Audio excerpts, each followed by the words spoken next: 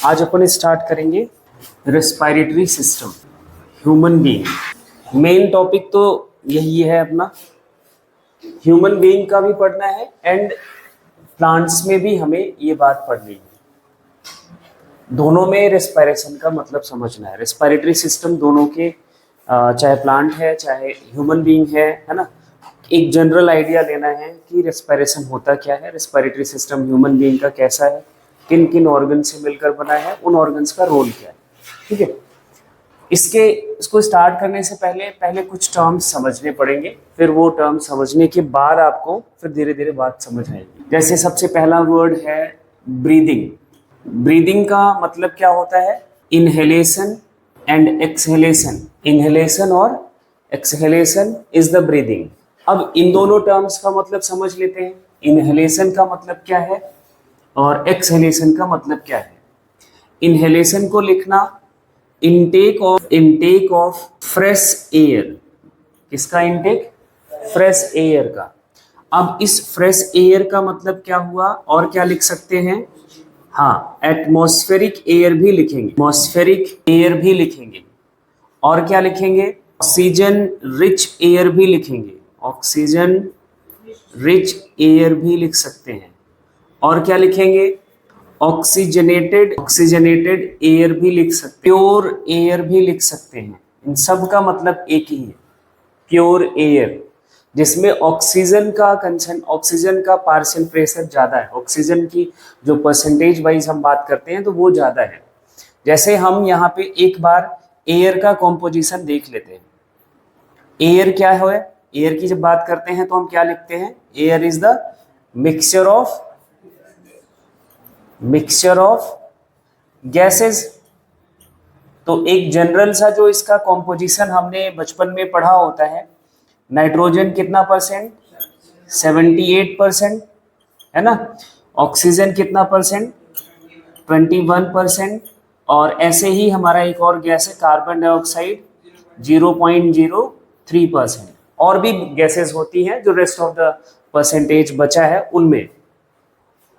तो इनहेलेशन का मतलब यही हुआ कि हम जो एयर में इस कॉम्पोजिशन की गैस है, इस कॉम्पोजिशन में जो हमारी एयर है उसको इनटेक करना, बॉडी में अंदर ले जाना, that is inhalation. In general हम नॉर्मल ब्रीदिंग कर रहे हैं, नॉर्मल इनहेलेशन एक्सहेलेशन कर रहे हैं, तो हमें वो उतना कॉन्शियसली फील नहीं होता। लेकिन हाँ, आप थोड़ा सा फोर्सफुली करो तो आपको पता चलेगा कि हाँ, हम एयर इनहेल कर रहे हैं। ठीक है, इतनी बात। दूसरा वर्ड है एक्सहेलेशन। एक्सहेलेशन का मतलब लिखो रिलीज ऑफ क्या लिखोगे? पहला वर्ड लिखोगे फाउल एयर, गंदी हवा। दूसरा carbon dioxide CO2 rich air, जिसमें CO2 ज्यादा होगा, कार्बन डाइऑक्साइड ज्यादा होगा। देखो, ये भी गैसेस का ही मिक्सचर होगा, है ना। तो ऐसा नहीं है कि सिर्फ हम ऑक्सीजन ले जाते हैं और कार्बन डाइऑक्साइड निकालते हैं, ऐसा नहीं है। हम गैसेस का एक मिक्सचर इनहेल करते हैं और गैसेस का एक मिक्सचर ही एक्सहेल करते हैं। ठीक है, तो ऑक्सीजन CO2 रिच एयर होगा, या ऑक्सीजन डेफिशिएंट एयर भी कहेंगे इसको, ऑक्सीजन डेफिशिएंट एयर भी कहेंगे। ठीक, तो ये इनहेलेशन और एक्सहेलेशन का मतलब आई थिंक आपको क्लियर हो गया होगा। ब्रीदिंग क्या है? इनहेलेशन है और एक्सहेलेशन। इनहेलेशन में आपने फ्रेश एयर इनहेल कर ली और एक्सहेलेशन में जो आपके बॉडी में जाने के बाद जो गैसेस एक्सचेंज होगा, होने के बाद उसके बाद जो आपका फाउल एयर है, जो गंदी हवा है, कार्बन डाइऑक्साइड रिच एयर है, उसको बाहर करना। ये हो गया हमारा ब्रीदिंग। इतना मतलब है बस, इनहेल करना, एक्सहेल करना, है ना। ये प्योरली एक फिजिकल प्रोसेस है। कैसा प्रोसेस है? फिजिकल प्रोसेस है। ब्रीदिंग के लिए दूसरा टर्म यहां पे लिखोगे, it is a physical process. Physical process, इसमें कोई केमिकल चेंज नहीं होता, है ना, ब्रीदिंग में। हाँ, जब रेस्पिरेशन की बात करेंगे तो वहां पे केमिकल चेंजेस होते हैं। अभी हम सिर्फ ब्रीदिंग की बात करते हैं। ब्रीदिंग सबको क्लियर हो गया। अब आते हैं दूसरा वर्ड जो है रेस्पिरेशन। रेस्पिरेशन और ब्रीदिंग में जब डिफरेंशिएट करना सीख जाओगे तो आपका काम आसान हो जाएगा। हेडिंग बनाओ रेस्पायरेशन।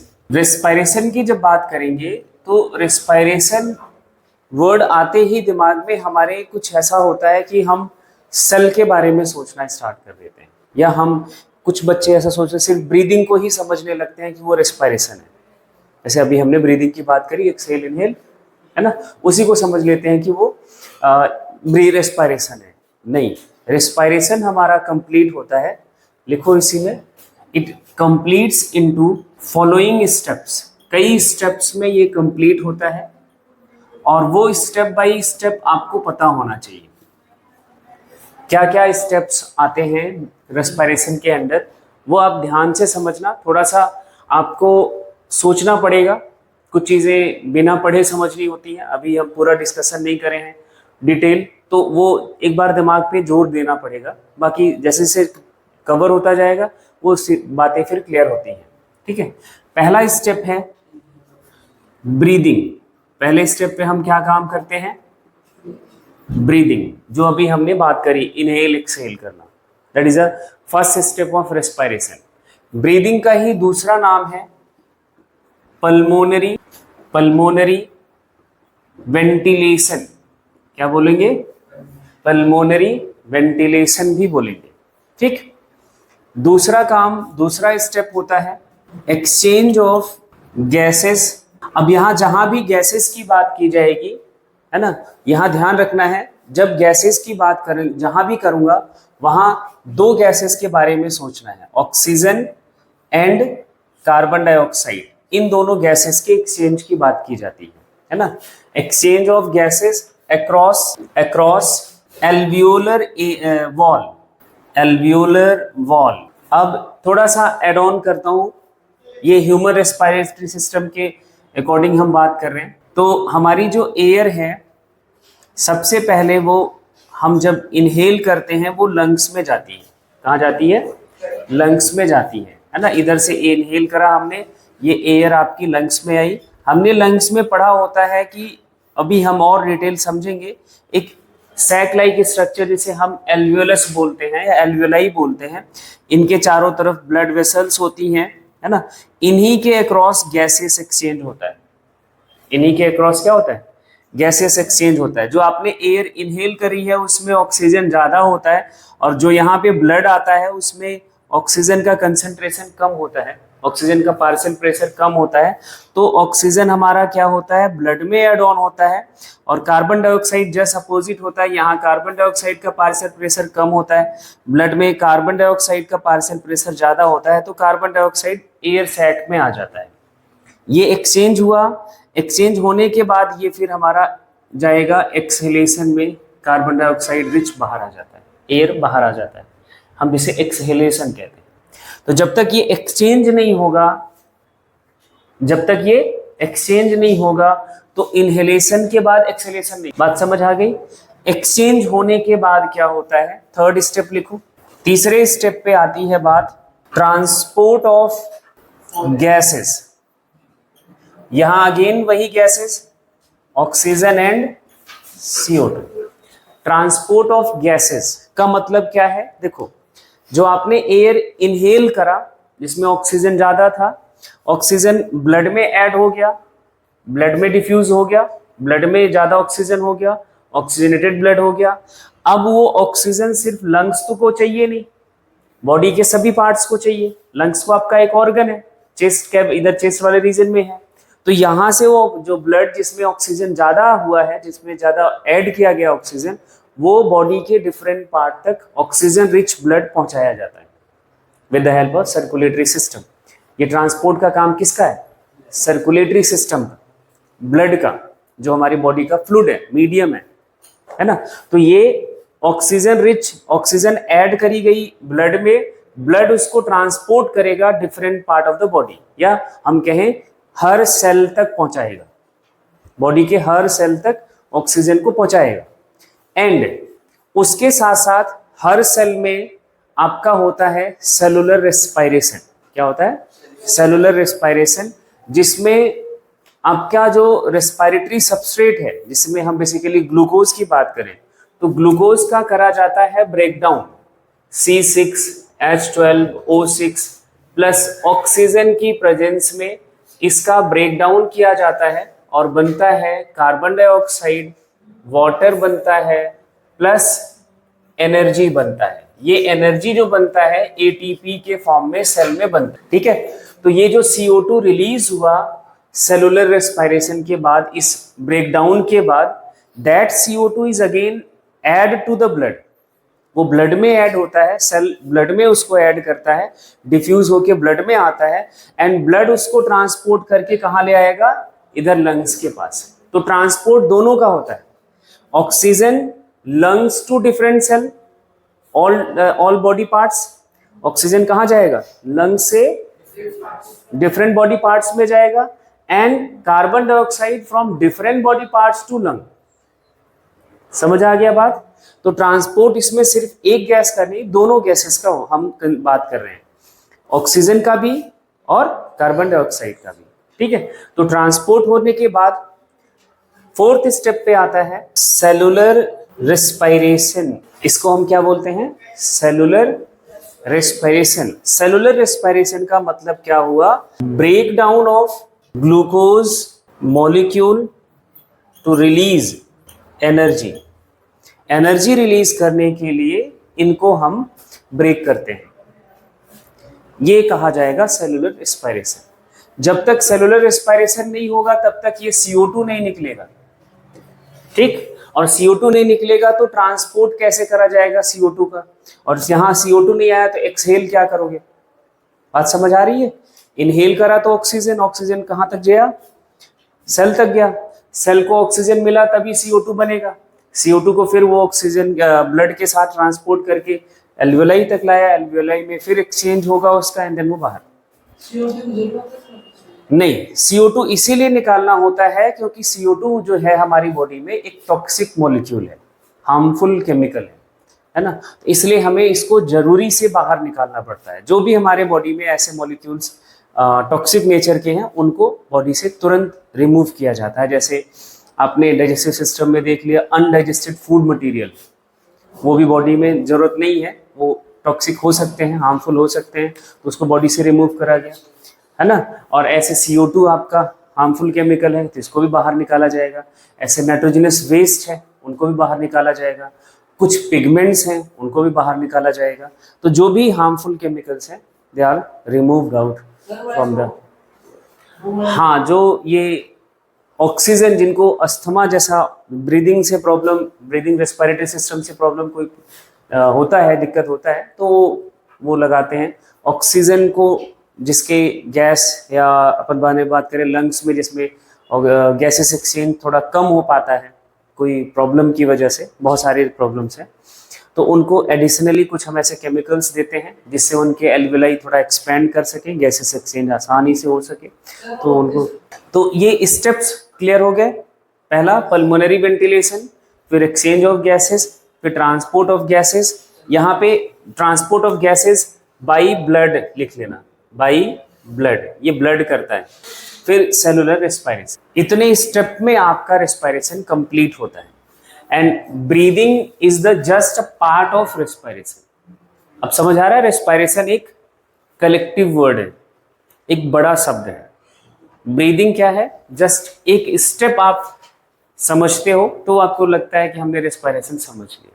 रेस्पिरेशन का मतलब क्या हुआ, रेस्पिरेशन को हम क्या बोलते हैं, फिजिको केमिकल प्रोसेस। इसमें फिजिकल चेंज भी है और केमिकल चेंज भी है। ठीक है, तो ये कुछ आपका ब्रीदिंग और रेस्पिरेशन की बात समझ आ गई। अब रेस्पिरेशन के हम टाइप्स बात करेंगे, एक्चुअली सेलुलर रेस्पिरेशन के टाइप्स की बात करेंगे, या फिर हाँ टाइप्स की बात कर लेते हैं, फिर आपको आइडिया हो जाएगा। रेस्पिरेटरी सबस्ट्रेट्स का मतलब होता है ऐसे सब्सटेंसेस, ऐसे मॉलिक्यूल्स, ऐसे बायोमोलिक्यूल्स जिसका ब्रेकडाउन सेल करता है, जिसका रेस्पिरेशन में यूज किया जाए टू फॉर्म एनर्जी, एनर्जी बनाने के लिए, है ना। तो उन सबस्ट्रेट्स को, उन मॉलिक्यूल्स को हम रेस्पिरेटरी सबस्ट्रेट बोलते हैं। ठीक है, अब हमारे दिमाग में क्या होता है कि सिर्फ ग्लूकोज इस्तेमाल होता है, नहीं, प्रोटीन भी आपका एनर्जी प्रोड्यूस कर सकता है, फैट भी करता है, कार्बोहाइड्रेट भी करता है। तो हम इनकी बात करेंगे। लिखो दोज सबस्ट्रेट। अब ये रेस्पिरेटरी सबस्ट्रेट्स कौन कौन से हैं वो लिखो। कार्बोहाइड्रेट, फिर फैट, फिर प्रोटीन। सीक्वेंस ऐसे ही लिखना। सबसे पहले सेल हमारी बॉडी में जो अवेलेबल कार्बोहाइड्रेट है उसको as a respiratory substrate use करता है। अगर कार्बोहाइड्रेट खत्म हो गया then fat is utilised as a respiratory substrate, and after finishing the fat last में हमारी बॉडी से protein as a respiratory substrate consume किया जाता है by the cell to release energy. बात क्लियर हो गई? ये सीक्वेंस ऐसे ही याद रख। प्राइमरी जो सबस्ट्रेट है कार्बोहाइड्रेट को बोला जाता है चीफ रेस्पिरेटरी सबस्ट्रेट। अब जो यहाँ पे स्टेट वर्ड्स लिखे हैं इधर ध्यान से सुनना। कार्बोहाइड्रेट का ये मतलब नहीं है कि सेल ग्लाइकोजन या फिर स्टार्च इस्तेमाल करता है। सेल हमेशा उसका सिंपलेस्ट फॉर्म यूज करेगा, उसका simplest form. That means carbohydrate की बात करें तो मोनोसैकेराइड्स लाइक ग्लूकोज, है ना। फैट की बात करें तो fatty acid and glycerol, fatty acid and glycerol. And protein की बात करें तो मतलब क्या हुआ, इन 3 न्यूट्रिएंट के अलावा आपको एनर्जी बॉडी में कोई नहीं देता। एनर्जी हमारी बॉडी में इन्हीं 3 न्यूट्रिएंट से मिलती है एक्चुअली, बट मेनली किससे मिलती है? कार्बोहाइड्रेट से, मोनोसैकेराइड से। जब तक आपके बॉडी में कार्बोहाइड्रेट है तब तक फैट इस्तेमाल नहीं होगा। इसलिए आपको जब पतला होने का मन करे तो पहले अपने इनटेक कंट्रोल करो, आप अपने आप पतले हो। इनटेक इन सेंस कार्बोहाइड्रेट खाना कम करो, जितनी आपकी बॉडी की जरूरत है उससे कम कार्बोहाइड्रेट खाओगे तब आपके शरीर का फैट बर्न होगा। जब आप दिन रात ठूसम ठूस मचाए हो कार्बोहाइड्रेट, फैट कहाँ से बर्न होगा? वो तो स्टोर का स्टोर ही रहेगा, और जो खा रहे हो का फैट वो और ज्यादा स्टोर होता जाएगा। हाँ, वो अच्छी बात है, नहीं है इसमें कोई तकलीफ वाली बात नहीं है। जिसमें है वो ज्यादा खतरे में है, क्योंकि तुम्हें बर्न भी करना पड़ेगा। अगर नहीं करा तुम ओबेसिटी की कंडीशन में चले जाओगे जल्दी। साइट ऑफ रेस्पिरेशन, रेस्पिरेशन किधर होता है? हाँ, तो आपके दिमाग में पहला वर्ड आएगा inside cell. Inside the cell में कहाँ होता है? तो सेल में कहाँ होता है इसकी बात करें तो आपने एक वर्ड पढ़ा था सेल के अंदर, माइटोकॉन्ड्रिया। याद आ रहा है? माइटोकॉन्ड्रिया। इसी को हम क्या बोलते थे? Power house of the cell. Power house of cell. इसीलिए पावर हाउस ऑफ सेल बोलते थे क्योंकि ये रेस्पिरेटरी सबस्ट्रेट को ब्रेक करके एनर्जी बना पाता है। हाँ, तो सेल में बेसिकली माइटोकॉन्ड्रिया। अब जो हमारा रेस्पिरेशन है वो समझते हैं। एक्चुअली रेस्पिरेशन आपका 2 इवेंट में कंप्लीट होता है। ये हम जहां भी अब रेस्पिरेशन लिखेंगे सेलुलर रेस्पिरेशन की बात होती है ना। Respiration completes into 2 events. एक को बोला जाता है glycolysis, and second one is the Krebs cycle. Glycolysis का जो साइट है that is cytoplasm of the cell. कहाँ चलता है ये? Cytoplasm of the cell. Cell के ये साइटोप्लाज्म में चलता है। एंड क्रेब्स साइकिल का साइट जो है दैट इज द माइटोकॉन्ड्रिया। ये माइटोकॉन्ड्रिया में चलता है। एटीपी फॉर्मेशन को बोलते हैं ऑक्सीडेटिव फॉस्फोराइलेशन। हाँ, इधर ही आएगा। एटीपी फॉर्मेशन जब माइटोकॉन्ड्रिया में होता है तब उसको बोलते हैं ऑक्सीडेटिव फॉस्फोराइलेशन, और जब एटीपी फॉर्मेशन क्लोरोप्लास्ट में होता है तब उसको बोलते हैं फोटोफॉस्फोराइलेशन। लाइट एनर्जी इस्तेमाल होती है ना। यहाँ पे ऑक्सीडेशन से इलेक्ट्रॉन इमिट होता है और एटीपी बनता है, तो ऑक्सीडेटिव फॉस्फोराइलेशन है ना। और इधर वो फोटोसिंथेसिस में फोटोफॉस्फोराइलेशन। तो फॉस्फोराइलेशन का मतलब होता है फॉर्मेशन ऑफ एटीपी। 2 टाइप का, photophosphorylation and oxidative phosphorylation. Photophosphorylation chloroplast में चलता है एंड ऑक्सीडेटिव फॉस्फोराइलेशन कहाँ चलता है? जो एनर्जी चाहिए होता है अगर वो लाइट से मिल रहा है एटीपी फॉर्मेशन का तो वो फोटोफॉस्फोराइलेशन है और वो क्लोरोप्लास्ट में मिलता है। और जब एनर्जी आपका किसी ऑक्सीडेशन रिएक्शन से मिल रहा है, किसी मॉलिक्यूल का ऑक्सीडेशन करा के एनर्जी निकाला जाता है, बॉन्ड ब्रेक करके एनर्जी निकाल के हम एटीपी बनाते हैं, तब उसको बोलते हैं ऑक्सीडेटिव फॉस्फोराइलेशन, और वो माइटोकॉन्ड्रिया। तो दोनों का साइट समझ आ गया, कहाँ चलता है, ये साइटोप्लाज्म में, ये माइटोकॉन्ड्रिया में। ग्लाइकोलाइसिस में क्या होता है, जो ग्लूकोज का मॉलिक्यूल है, ग्लूकोज का एक मॉलिक्यूल ब्रेक होता है, ये एक सीरीज ऑफ रिएक्शन है, कोई एक स्टेप का रिएक्शन नहीं है। ग्लाइकोलाइसिस 10 स्टेप का रिएक्शन है, हम सीधा एंड प्रोडक्ट लिखते हैं, अभी वो आपको जानने की जरूरत नहीं है। 2 मॉलिक्यूल बनते हैं, ये ग्लूकोज कितने कार्बन का मॉलिक्यूल है, 6 कार्बन का, तो यहां बनता है पायरुविक एसिड, पायरुविक एसिड, या फिर इसी को हम कहीं कहीं पे देखेंगे पायरुवेट, क्या लिखा हुआ मिलेगा, पायरुवेट। ये 3 कार्बन का कंपाउंड है, 3 कार्बन का मॉलिक्यूल है। तो जब कोई 6 कार्बन का मॉलिक्यूल टूटेगा 3 कार्बन का मॉलिक्यूल में, तो 2 मॉलिक्यूल बनेंगे, है ना, तो 2 मॉलिक्यूल बनता है पायरुविक एसिड का। जब ग्लाइकोलाइसिस जब चलता है, तो एक ग्लूकोज का मॉलिक्यूल ब्रेक होके कितना मॉलिक्यूल बनाता है पायरुविक एसिड का, 2। इस प्रोसेस के लिए ऑक्सीजन नहीं चाहिए, ग्लाइकोलाइसिस के लिए ऑक्सीजन नहीं चाहिए, there is no requirement of oxygen. Next step point ये नोट कर लो, ऑक्सीजन इज नॉट रिक्वायर्ड, इसके लिए ऑक्सीजन नहीं चाहिए। पायरुविक एसिड बना, ये माइटोकॉन्ड्रिया के अंदर एंटर करता है, और ये एंड प्रोडक्ट कार्बन डाइऑक्साइड में, इसमें एंड प्रोडक्ट कार्बन डाइऑक्साइड में कन्वर्ट होता है। तो एक साइक्लिक पाथवे है, एक साइक्लिक पाथवे से ये रिएक्शन चलती है, जिसको क्रेब्स साहब ने डिस्क्राइब किया, तो इसको उन्हीं के नाम पे रख दिया गया, क्रेब्स साइकिल, क्रेब्स साइकिल है। तो ये कहाँ चलता है, इनसाइड द माइटोकॉन्ड्रिया, इनसाइड हाँ लिख लो, माइटोकॉन्ड्रियन सिंगुलर वर्ड है, ये प्लूरल वर्ड है। एंड देन इधर क्या होगा, पायरुविक एसिड, या एक्चुअली हम लिखेंगे एसिटिल कोएंजाइम ए, एक एक्चुअली मॉलिक्यूल, एक लिंक रिएक्शन भी चलता है। तो यहाँ पे एसिटिल कोएंजाइम ए ब्रेक होता है कार्बन डाइऑक्साइड में प्लस वाटर में, एंड प्लस एनर्जी बनता है। एनर्जी बोले तो एटीपी, एनर्जी यहाँ भी बनता है, एटीपी यहाँ भी बनता है, बट बहुत कम एटीपी बनता है ना। अभी जब हम बात करेंगे तो कितने एटीपी बनते हैं कितने नहीं बनते हैं, उसकी हम बात एक एक करके डिस्कस करेंगे, ठीक है। इसके लिए इस माइटोकॉन्ड्रियल जो रिएक्शन चलता है, इसके लिए आपको ऑक्सीजन चाहिए होगा, ऑक्सीजन रिक्वायर्ड है, बिना ऑक्सीजन के ये नहीं चलेगा, बिना ऑक्सीजन के ये नहीं होता है, इसके लिए आपको ऑक्सीजन चाहिए, ठीक है। अब इसी के साथ साथ आपको टाइप्स ऑफ रेस्पिरेशन भी डिस्कस कर लेना है, जिससे आपको ना समझने में बड़ी आसानी हो जाएगी। मैं इसी के साथ डिस्कस कर दे रहा हूं टाइप्स ऑफ रेस्पिरेशन। तो 2 टाइप्स के रेस्पिरेशन होते हैं, एरोबिक और एनएरोबिक। मैं पहले लिख रहा हूं एनएरोबिक रेस्पिरेशन और एरोबिक रेस्पिरेशन, एरोबिक और एनएरोबिक रेस्पिरेशन।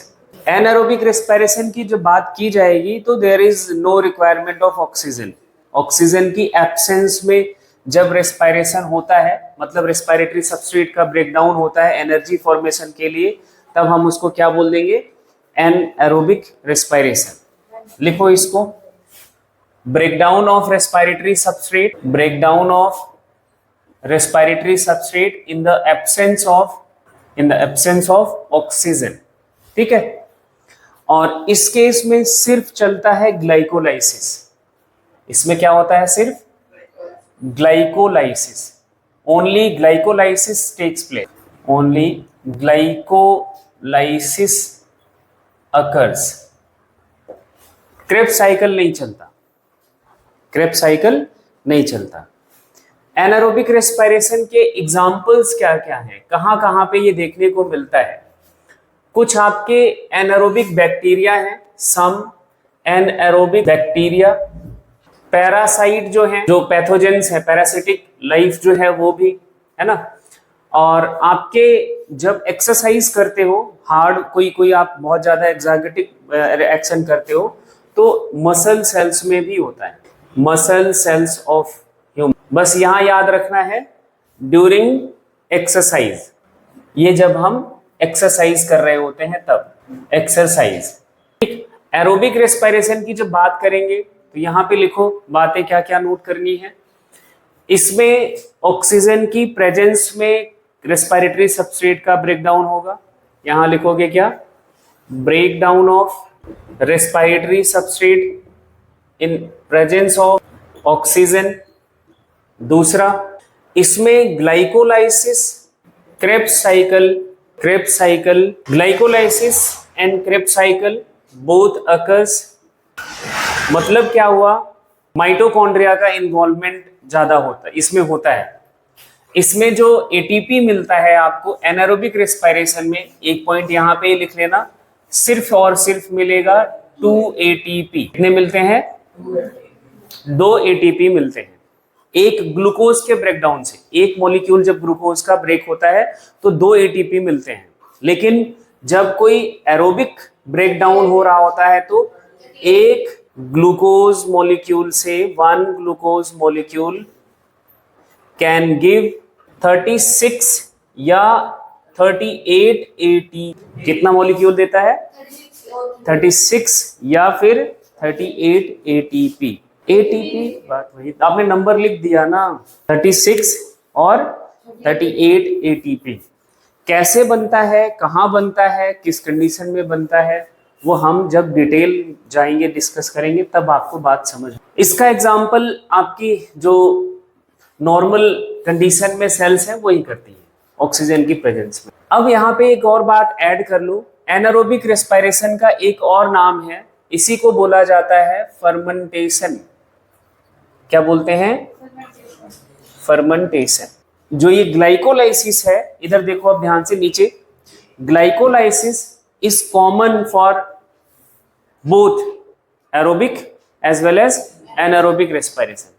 चाहे कोई भी मोड से रेस्पिरेशन हो, ग्लाइकोलाइसिस टेक्स प्लेस। इधर भी चलता है, उधर भी चलता है, but Krebs cycle occurs only during aerobic respiration. Anaerobic respiration में क्रेब्स साइकिल नहीं चलता। That's it.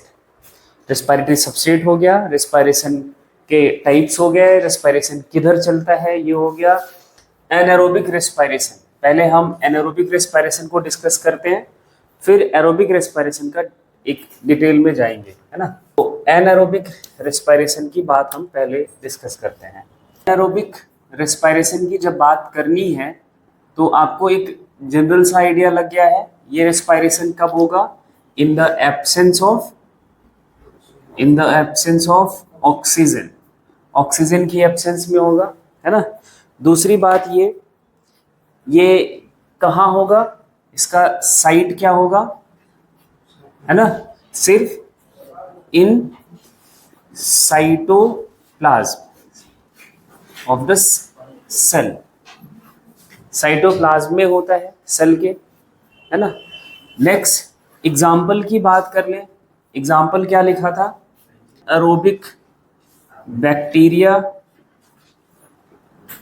दूसरा एग्जाम्पल आपको याद रखना है मसल सेल्स, बट ये जब हम ड्यूरिंग एक्सरसाइज, और जब ऑक्सीजन इनसफिशिएंट हो जाए या ऑक्सीजन नहीं सप्लाई होता है तब ये रेस्पिरेशन होगा, ऑक्सीजन की एब्सेंस में होगा, ये ध्यान रखना है ना। अब ये जो एनारोबिक रेस्पिरेशन है, इसका एक और नाम है, यहीं पे चाहे तो ब्रैकेट में इसी के साथ लिख लो, it is also known as fermentation. इसको हम और क्या बोलेंगे, फर्मेंटेशन, ठीक है। फर्मेंटेशन अब बोल लो या फिर चाहे आप एनारोबिक रेस्पिरेशन बोलो, ये 2 टाइप्स के होते हैं। अगर इनके हम टाइप्स की बात करें तो ये 2 टाइप्स के होते हैं। पहला लिखो अल्कोहलिक फर्मेंटेशन, अल्कोहलिक फर्मेंटेशन। दूसरा लैक्टिक एसिड फर्मेंटेशन। दोनों फर्मेंटेशन को समझना है, अल्कोहलिक फर्मेंटेशन क्या है और लैक्टिक एसिड फर्मेंटेशन क्या है। ठीक है, इसमें से कौन सा हमारे लिए यूजफुल है, कौन से का कहाँ पे ये चलता है ना, क्यों यूजफुल है वो हम देखते हैं। पहले हेडिंग बनाओ alcoholic fermentation, alcoholic anaerobic respiration बोल लो या फिर एल्कोहलिक फर्मेंटेशन। ठीक, हेडिंग बना लो एल्कोहलिक फर्मेंटेशन। जैसा वर्ड से ही समझ आ रहा है, एल्कोहलिक फर्मेंटेशन का मतलब है इनका एक प्रोडक्ट बनता है एल्कोहल। क्या बनता है? एल्कोहल। एल्कोहल बोले तो एथेनॉल बनता है। कौन सा एल्कोहल? Ethanol, C2H5। इसका नाम क्या है? एथेनॉल। क्या बोलते हैं? एथेनॉल बनता है as a by product, CH3OH, है ना। अब ये कब होगा, कहाँ होगा, ये आपको समझना है एल्कोहलिक फर्मेंटेशन को। ठीक, ये जो हमारे फर्मेंटिंग बैक्टीरिया है, ईस्ट का नाम सुना होगा, ये जो बैक्टीरिया या जो ईस्ट है, इनसे जो फर्मेंटेशन होता है वो एल्कोहलिक फर्मेंटेशन होता है। इसका पूरा जो रिएक्शन है वो लिखो, ग्लूकोज C6H12O6 का ब्रेकडाउन होता है इन साइटोप्लाज्म, है ना। जैसे आपने क्या नाम दिया था? ग्लाइकोलाइसिस, है ना, ग्लाइकोलाइसिस से, और बनता है पायरुविक एसिड। दो मॉलिक्यूल क्या बनता है? Pyruvic acid. फिर ये पायरुविक एसिड का कन्वर्जन होता है एथेनॉल में, CO2। यहां ये पायरुविक एसिड के साथ 2 ATP बनता है, वो हमने देखा था। जो पायरुविक एसिड कन्वर्ट होता है वो एथेनॉल एंड CO2 में। एक मॉलिक्यूल पायरुविक एसिड का किसमें कन्वर्ट होता है? एथेनॉल एंड CO2 में। तो 2 मॉलिक्यूल एथेनॉल के, 2 CO2 के, प्लस इसके साथ साथ आपको 2 ATP मिल जाता है। क्या मिल जाता है? 2 ATP मिल जाता है। ठीक है, तो एल्कोहलिक फर्मेंटेशन का मतलब ये होता है। पायरुविक एसिड 3 कार्बन कंपाउंड है, C2H5OH है, और ये हमारा अल्कोहल ऐसा है जिसे हम कंज्यूम कर सकते हैं। नॉन पॉइजनस होता है। कैसा होता है? नॉन पॉइजनस होता है। अगर इसी की जगह मेथनॉल होता, कौन सा? मेथनॉल, CH3OH, तो ये पॉइजनस है। ये कैसा है? पॉइजनस है, जो हम लैब में या हम सैनिटाइजर की तरह इस्तेमाल करते हैं बहुत, अभी कोविड के टाइम पे। वो जो अल्कोहल होता है वो एथेनॉल होता है, सॉरी मेथनॉल होता है ना। और जो हमारा जो यूजेबल वाला, हम जिसको ड्रिंक की तरह यूज करते हैं, वो एथेनॉल होता है। अगर ये पी लिया गलती से तो वो आपका कहानी खत्म हो जाएगा। ऐसे बहुत सारे इंसिडेंट्स हुए हैं इस देश में कि जब लैब के लिए जो अल्कोहल ट्रक से या टैंकर से जा रहा होता है, एथेनॉल बनता है और CO2 बनता है। ये जो आपका अल्कोहलिक फर्मेंटेशन है, ये बहुत ही ज़्यादा कॉमर्शियली यूज़ किया जाता है। इसका कॉमर्शियल यूज़ बहुत है। क्या क्या? किस किस इंडस्ट्री में? एक तो आपकी वाइन इंडस्ट्री है ही है पूरा, जिसे हम ब्रेवरी इंडस्ट्री कहते हैं। और दूसरा आपका है ये जो CO2 बनता है, ये बहुत इंपॉर्टेंट है ना। ये CO2 जो बनता है, जब किसी हम प्रोडक्ट का फर्मेंटेशन करा देते हैं ना, जैसे आपने मान लो कि आपको बनाना है इडली बनाते हैं ना, वो चावल के वो पीस के उसमें ईस्ट मिला के रख दिया, रात भर रख दिया, उसमें फर्मेंटेशन होगा ईस्ट की प्रेजेंस में। ईस्ट है तो फर्मेंटेशन करेगा। तो वो जो आपने मिक्स करके रखा हुआ ना, जो ईस्ट जो होगा फर्मेंटेशन जो कर रहा होगा, वो जिधर से उसमें से कार्बन डाइऑक्साइड निकलेगी ना, वो उधर से एक पोरस सिस्टम बना देता है। जैसे आप ब्रेड देखो, तो ब्रेड में देखो पोर्स होते हैं बहुत फाइन। टोस्ट में देखो, ये जो वो पोरस सिस्टम बनता है वो इसी CO2 के बाहर निकलने की वजह से बनता है। उस आपके कल्चर में जो आपने वो कल्चर बनाया है, जो रॉ मटेरियल में मिक्स करके ईस्ट को रखा था, उसमें आपने ईस्ट रखा, ईस्ट फर्मेंटेशन करता है, CO2 गैस निकलेगा, वो CO2 जिधर से पास होएगी उधर एक पोरस सिस्टम बन जाता है। इसलिए जो हमारा ऐसा फूड, जो अपनी ब्रेड इंडस्ट्री है, वो स्पंजी जो आता है नेचर ना, स्पंजी नेचर, चाहे आपका ब्रेड हो या इडली हो, डोसा हो, जिसका भी हम पार्शियल फर्मेंटेशन करते हैं, वो इसी का इस्तेमाल किया जाता है। ईस्ट का इस्तेमाल करके फर्मेंटेशन कराया जाता है। हाँ, इसकी जगह पे अब एक अल्टरनेट ऑप्शन आ गया है। हाँ, that is a lab based chemical. वो क्या है? केमिकल है। ईस्ट के फर्मेंटेशन से जो प्रोडक्ट बनेगा, इट टेक्स टाइम। ये आपको 8-6-7 घंटे उसको ना मिक्स करके रखना पड़ेगा, बंद करके, पूरा पैक करके, जिससे ऑक्सीजन सप्लाई ना मिले, तब ये बनेगा। लेकिन आपको क्या चाहिए? तुरंत चाहिए, इंस्टेंट। तो इंस्टेंट वो केमिकल काम करता है। तो कार्बन डाइऑक्साइड का इस्तेमाल हम बेकरी इंडस्ट्री में करते हैं। कहाँ? किस इंडस्ट्री में? बेकरी में, है ना। और जो आपका ये एथेनॉल या अल्कोहल है, ये ब्रेवरी इंडस्ट्री में यूज किया जाता है। कमर्शियल यूज हम किसका करते हैं?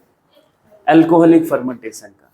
अल्कोहलिक फर्मेंटेशन ही हमारा कॉमर्शियली यूज किया जाता है। और कॉमर्शियल फर्मेंटेशन के लिए सबसे बेस्ट एग्जांपल याद रख लेना, ईस्ट। ईस्ट एक फंगस है। क्या ये? फंगस है, एक सिंगल सेल फंगस है, सिंगल सेल्ड फंगस है। ठीक। दूसरी बात, ये ईस्ट का जो बोटेनिकल नेम है वो है सैकेरोमाइसिस सेरिविसी।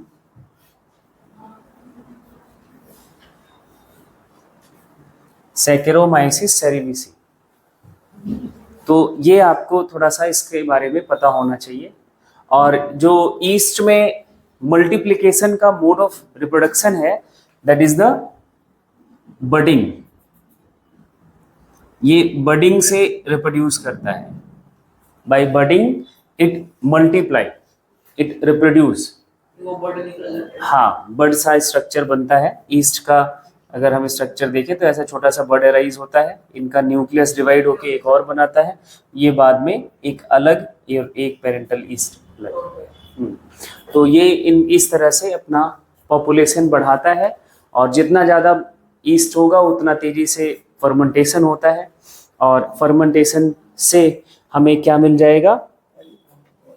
अल्कोहल और CO2। अल्कोहल का इस्तेमाल हम कहाँ करते हैं वो लिख लेना, नीचे लिख लेना। Alcohol is used in brewery industry या wine industry.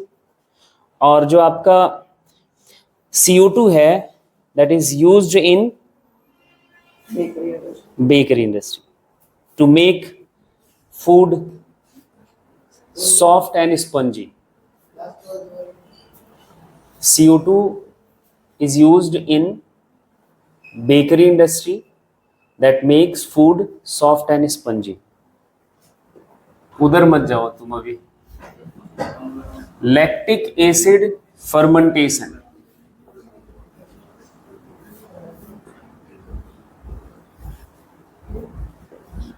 Lactic acid fermentation, ये भी ऑक्सीजन की एब्सेंस में होगा। फटाफट वो पॉइंट्स आप लिख लो। It occurs in the absence of oxygen. होगा क्या वो देखो, कहाँ होगा वो भी आपको पता है। ग्लूकोज का मॉलिक्यूल ब्रेक होगा, किसमें? ग्लाइकोलाइसिस से पायरेविक एसिड में। इसमें पायरेविक एसिड में। और पायरेविक एसिड फिर फर्दर ब्रेक होता है, यहां पे ऑक्सीजन नहीं चाहिए, इन द एब्सेंस ऑफ ऑक्सीजन लिख लेना, एब्सेंस ऑफ ऑक्सीजन। ये ब्रेक हो जाता है lactic acid plus energy, energy वही आपको 2 ATP यहाँ भी मिल जाएगा।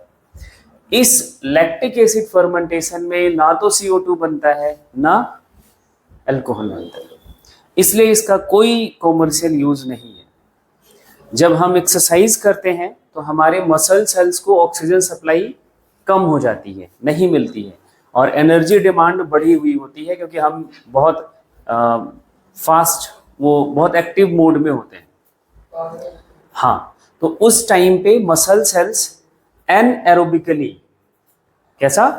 एनएरोबिकली, in the absence of oxygen glucose को ब्रेक करके एनर्जी बनाना स्टार्ट कर देती हैं, जिसे हम बोलते हैं लैक्टिक एसिड फर्मेंटेशन। ठीक है, और ये लैक्टिक एसिड जितना ज्यादा एक्युमुलेट होता जाता है आपके टिश्यूज में, मसल्स में, वही आपको फिर पेन कॉज कराता है। पेन, दर्द जब होता है ना मसल्स को, हम बहुत कोई वजन उठा लेते हैं 2 बार 4 बार 10 बार, तो हमें मसल्स में पेन सा फील होता है। वो जो पेन फील हो रहा है, pain is the signal, that means कि लैक्टिक एसिड वहां पे आपके बॉडी में ज्यादा बन गया है।